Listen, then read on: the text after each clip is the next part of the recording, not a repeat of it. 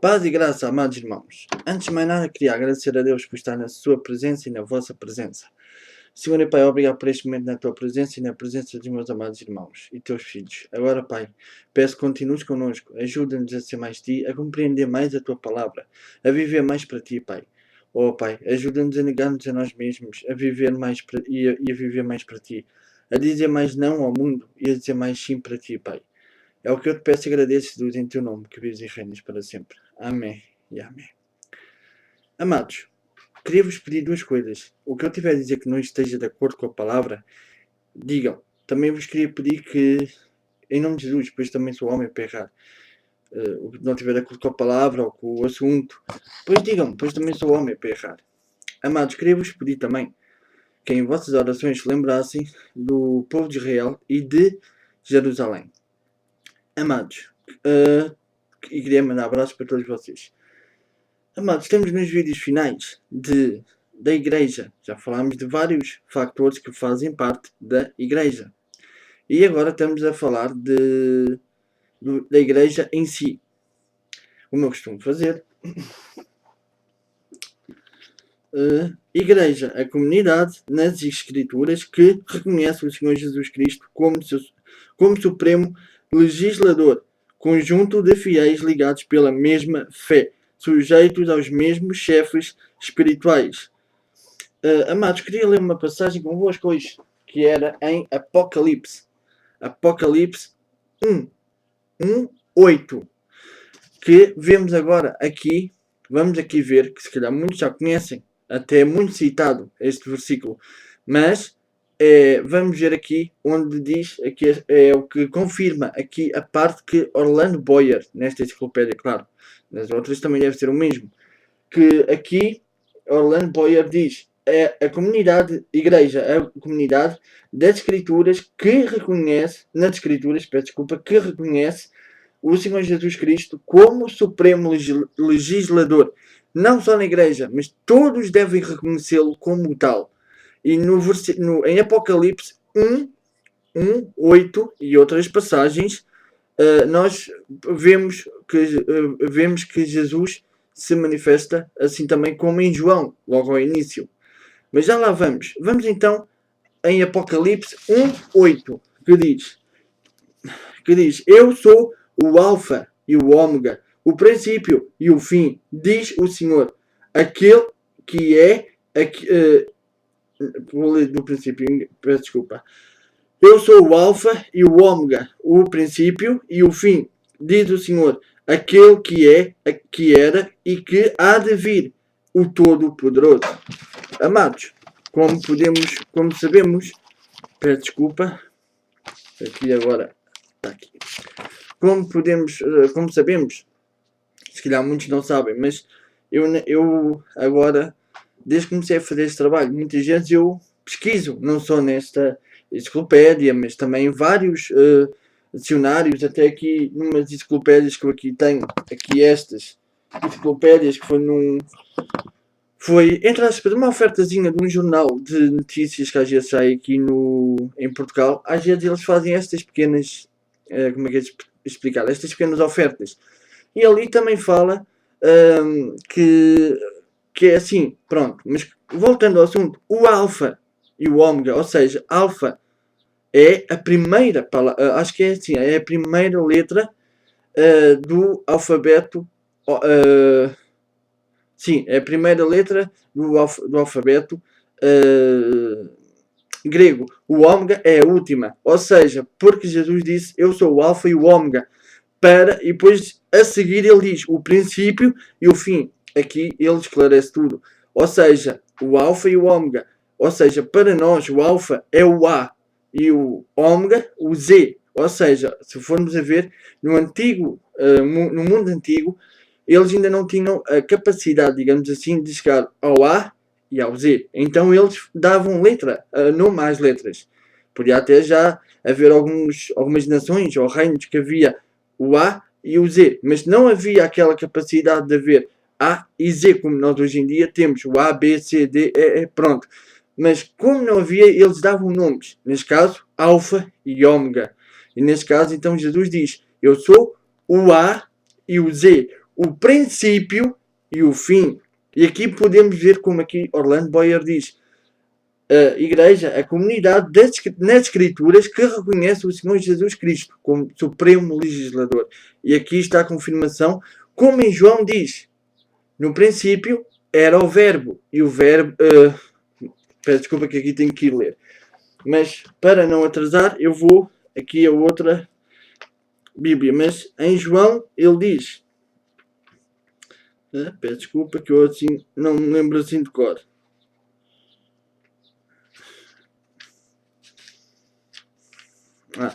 Ui. Peço desculpa.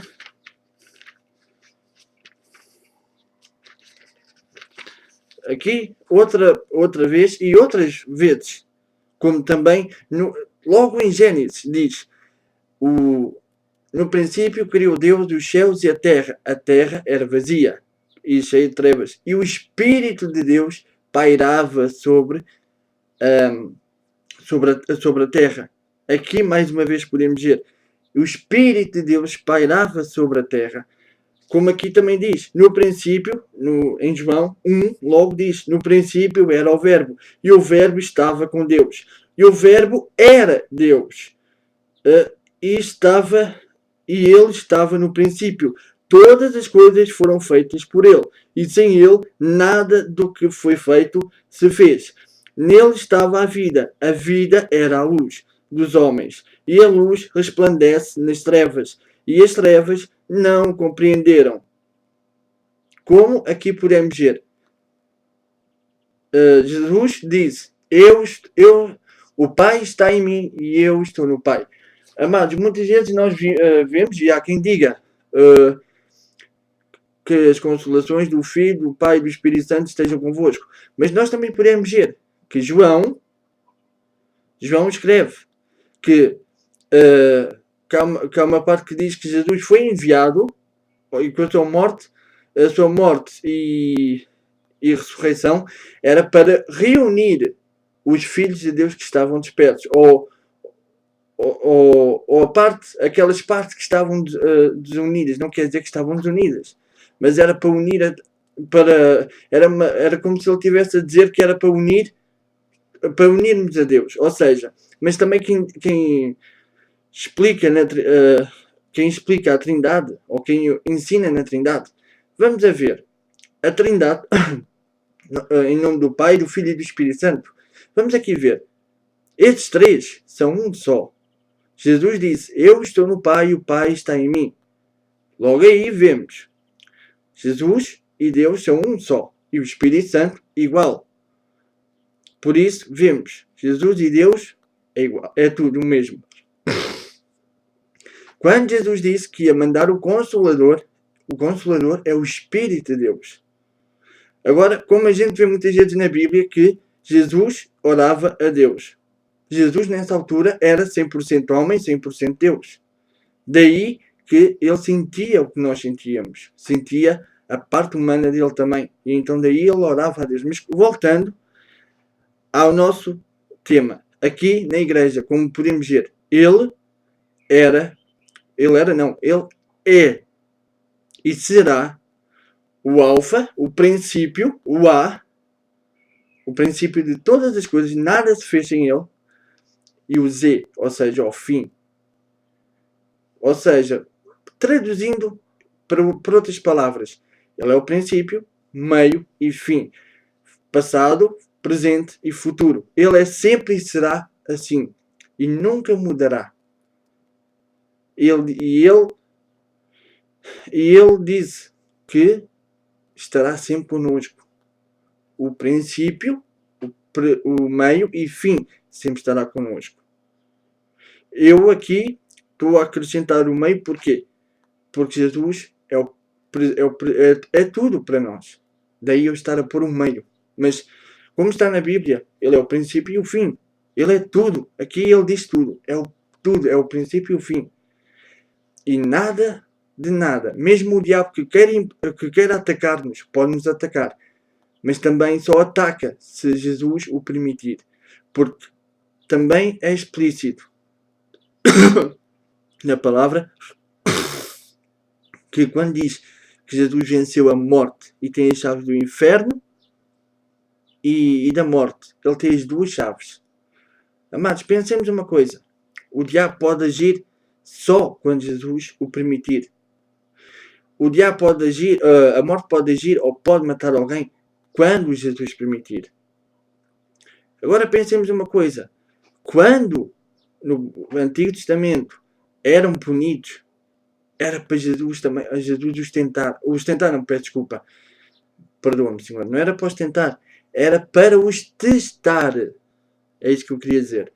E hoje é igual, é para nos testar ou para nos repreender. Quando Jesus disse, ou quando Deus disse, digamos assim, no Velho Testamento, eu chamarei, acho que foi por Jeremias que tinha dito, ou por outros profetas, eu chamarei a meu servo Nabucodonosor e ele vos levará cativos. Nessa altura, quando ele os punia, não quer dizer que Nabucodonosor era seu servo, mas sim era uma maneira para que pudesse levá-los para os punir. Mas voltando ao assunto, hoje em dia também é igual, mas mesmo assim nada acontece sem que o alfa e o ômega, o princípio e o fim, e o que foi e há de vir, nada acontece senão que ele dê ordem. Uma coisa que a minha futura noiva diz e é verdade, e também já me tinham dito, nada acontece por acaso. E os desígnios de Deus acontecem de maneira que nós até ficamos muito surpreendidos, não sei dizer a palavra toda. Muitas vezes nós pensamos, temos a passar tão mal, temos isto, temos aquilo. Ontem eu li a passagem de Jacó, o nascimento de Benjamim e a morte de Raquel. Muitas vezes nós perdemos uma coisa que nós amamos tanto, mas depois Jesus dá-nos uma coisa tão boa. E aqui podemos dizer que o Alfa e o Ômega têm maneiras tão maravilhosas de trabalhar que nós ficamos, nem percebemos e não conseguimos perceber os seus trabalhos. Só quando ele quer dar a entender, aí sim percebemos. Mas nunca tentemos nos pôr lado a lado a ele. Nunca. Porque ele foi e será eterno, alfa e ômega. Ele é o princípio e o fim. Foi ele o autor e o criador de tudo. Foi ele e é o consumador da nossa fé. É só ele que pode todas as coisas. É ele o supremo legislador da igreja. É ele o pastor de todos os pastores. É ele o sacerdote de todos os sacerdotes. Só ele pode levantar a mão e expulsar, se quiser, da igreja. Só é ele que pode dizer, não vais fazer isto, não vais fazer aquilo. Não é o homem. Só ele que pode impor ou tirar regras da igreja, porque foi ele que a fundou. Só ele é que pode ligar ou desligar, tanto na terra como no céu. Ele quando disse, o que ligares na terra será ligado no céu. Nós podemos ligar, mas se não for da vontade dele, não será ligado no céu. Pode ser na terra, mas no céu não é. Pois Gamaliel disse, ele mandou tirar os apóstolos, mas ele disse que apareceu Teudas e apareceu 400 homens atrás dele. Quando Teudas foi morto, dispersaram. Quando apareceu Judas, o Galileu, também foi morto. Dispersaram os seus seguidores. E ele disse, agora, quanto a estes, deixem-nos estar. Porque se for de origem humana, fracassará, vai tudo acabar. Mas se for de origem de Deus, vocês vão estar a ver lutar contra Deus. Isto dito por Gamaliel, um fariseu. Mas uma coisa que Gamaliel disse e estava certo. Quando eles tentaram lutar contra eles, estavam a lutar contra Deus. E até hoje existimos Até hoje, um livro com mais de 4.000 anos existe.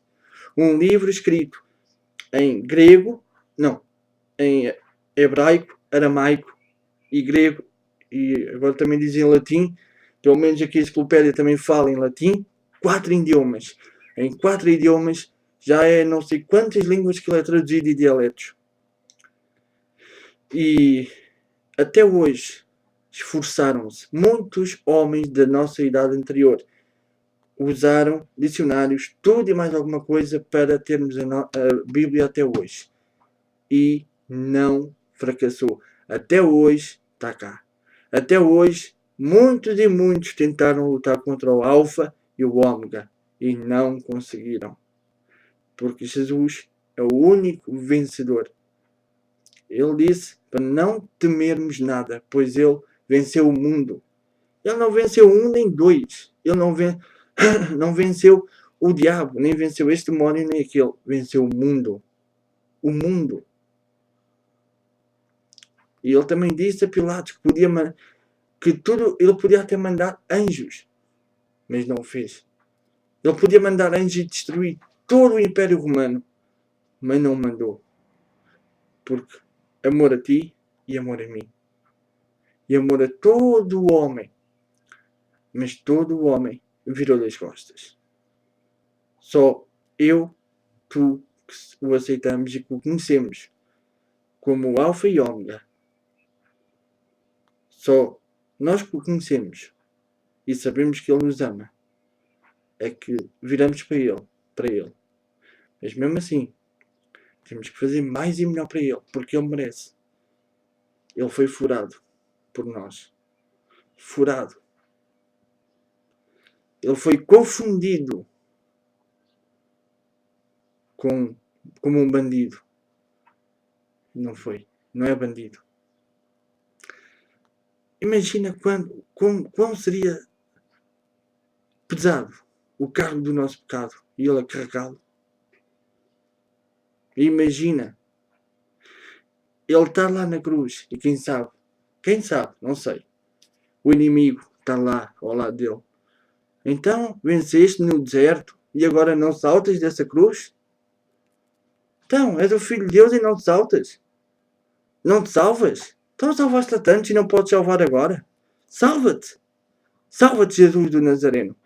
Quem sabe o diabo não estava assim. Mas no mundo espiritual estava ele a dizer: não, Satanás. Não, porque eu estou a dar a vida por ele. Estou a dar a vida por todo o mundo.